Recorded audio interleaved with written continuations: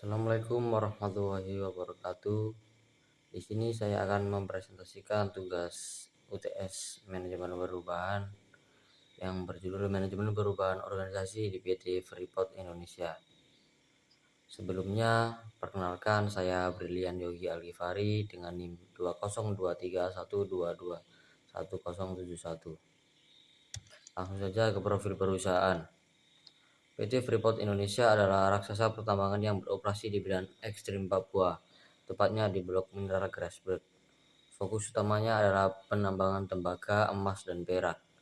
Sebagai bagian dari induk perusahaan Global Freeport MCMO-RAN, struktur organisasinya bersifat hierarkis yang mencakup direksi, divisi operasional, serta divisi teknik dan engineering.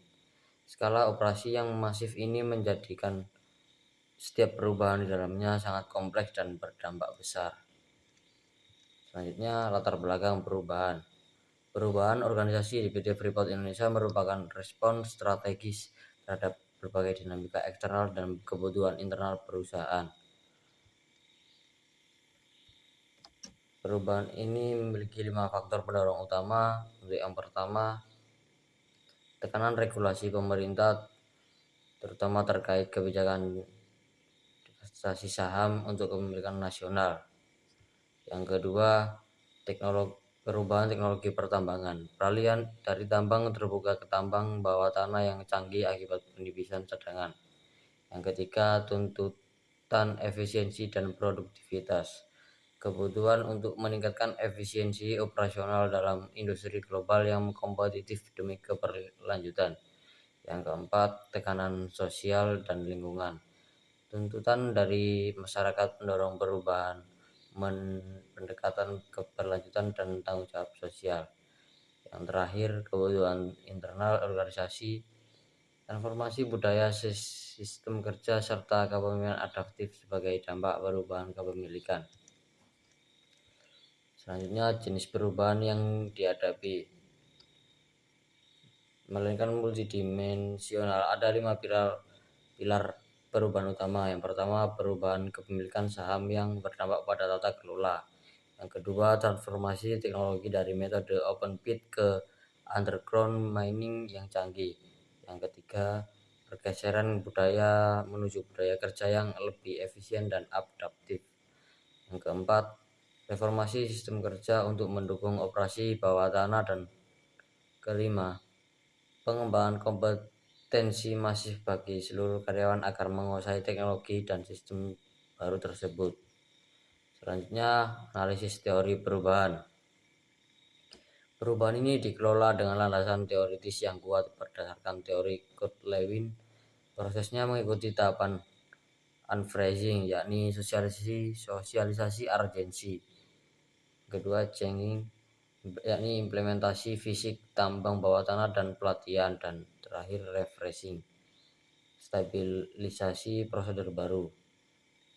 Teori Robbins digunakan untuk membedah perubahan pada level struktural, teknologi, dan SDM. Secara keseluruhan, teori Burns mengonfirmasi bahwa perubahan di PT FI bersifat transformasional karena mengubah sistem, struktur, dan budaya serta fundamental untuk jangka panjang. Selanjutnya, analisis force file. Analisis force file kami menunjukkan kekuatan pendorong, yakni driving force utama adalah kebijakan pemerintah, perkembangan teknologi, dan kebutuhan efisiensi biaya.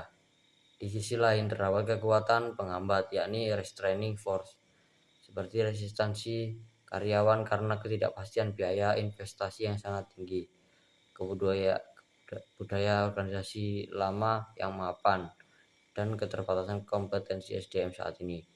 Kunci manajemen perubahan adalah memperkuat pendorong dan memitigasi penghambat. Selanjutnya, strategi mengatasi resistensi. PT FI menerapkan 5 strategi intervensi yang komprehensif. Yang pertama, komunikasi efektif dan transparan mengenai visi yang manfaat perubahan.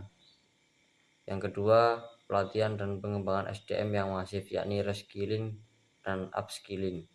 Yang ketiga, partisipasi dan keterlibatan karyawan dalam proses pengambilan keputusan operasional. Keempat, pemberian insentif untuk menghargai adaptasi yang berhasil. Dan kelima, kepemimpinan transformasional yang inspiratif dan adaptif di semua lini.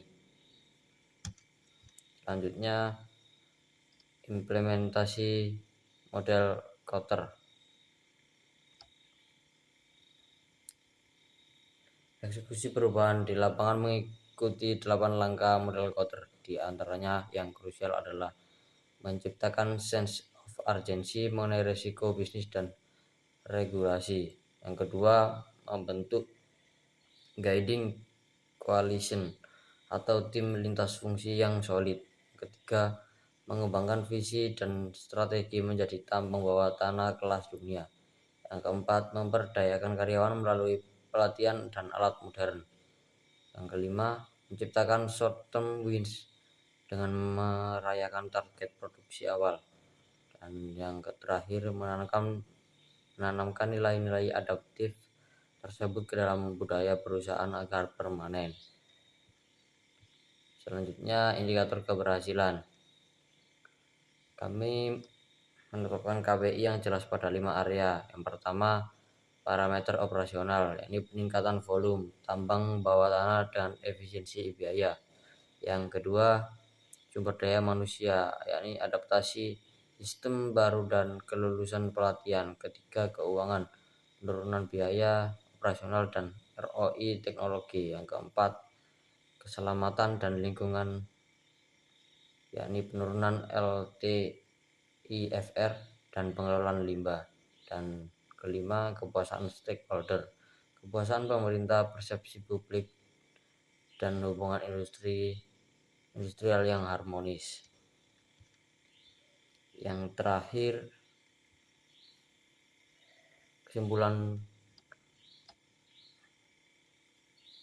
dapat disimpulkan bahwa perubahan di PT Freeport Indonesia adalah keharusan strategis transformasional dan holistik yang menyentuh aspek organisasi, kepemilikan, teknologi, budaya, dan SDM. Proses ini dipicu oleh faktor eksternal dan internal untuk memastikan keberlanjutannya. Kami menerapkan metode evaluasi kinerja yang ketat melalui laporan kinerja berkala, wawancara mendalam, kuesioner, survei kesiapan karyawan, serta audit internal dan eksternal yang komprehensif. Mungkin itu saja yang dapat saya sampaikan. Sekian dari saya. Wassalamualaikum warahmatullahi wabarakatuh.